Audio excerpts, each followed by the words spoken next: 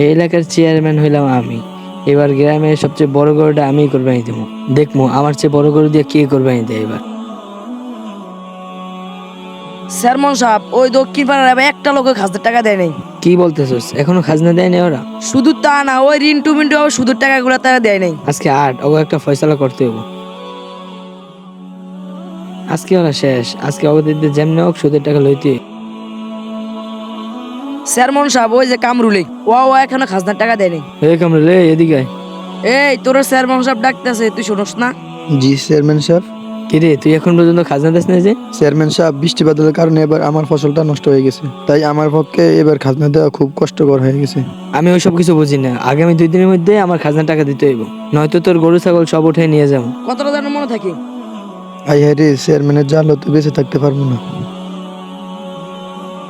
কি ব্যাপার কামরুল ভাই, এত চিন্তা আছেন দে? আরে ভাই কইেন না, চেয়ারম্যানের জাল বেঁচে থাকতে পারবো না। কেন ভাই, কি হয়েছে? জানেন তো এবার বৃষ্টির কারণে ফসল নষ্ট হয়ে গেছে, চাইছিলাম এবার খাজনা দিব না, কিন্তু চেয়ারম্যান বলছিল যেভাবে হোক খাজনা দেওয়ার জন্য। জানুন তো ভাই, চেয়ারম্যান মানুষটা খুব খারাপ, কি করবেন? দক্ষিণ পাড়ার 3টা খাজনা বাকি, উত্তর পাড়ার 2টা খাজনা বাকি। কি কি রে, এই জায়গায় ওরা কি বলতেছে? ভাই চেয়ারম্যানের যে অবস্থা দেখতে আছি, মনে হইতেছে যেন দেশে বাচ্চা দেখতে পারি। কেন ভাই, কি হয়েছে চেয়ারম্যানের লগে? আরে ভাই বললেন না, চেয়ারম্যানের মানুষের কাছ থেকে জমি জিম্বি রেখে খাইতে আছে। কি বলেন ভাই?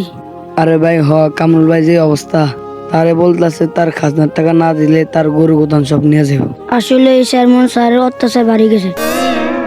দাঁড়া, এটা চেয়ারম্যান সাহেবের জানাইয়া তোকে অবস্থা 12টা বাজান। চেয়ারম্যান সাহেব, দেখতেছি তো আপনার নামে অনেক বদনাম ছড়াইতেছে, মানুষ অনেক নানান কথা কই। কি কইলি তুই? আয়, আজকে ওকে একটা খবর আছে।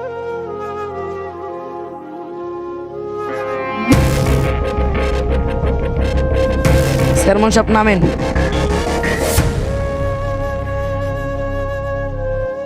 আসসালামু আলাইকুম চেয়ারম্যান সাহেব, ভালো আছেন?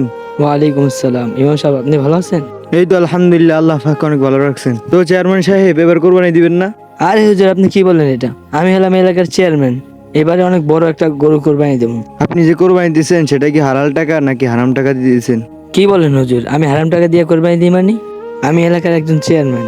লা ইয়াদখুলুল জান্নাতা জাসাদুন গুযিয়া বিল হারাম, হারাম বক্ষণকারী শরীর কখনো বেহেশতে প্রবেশ করিবে না। মানুষের জমিন বন্ধক রেখে নাকি টাকা নেন আপনি? এগুলো তো সব হারাম। হারাম টাকা দিয়ে কখনো কোরবানি হবে না। হুজুর, আমার ভুল আমি বুঝতে পারছি, এরকম আর কখনো করব না।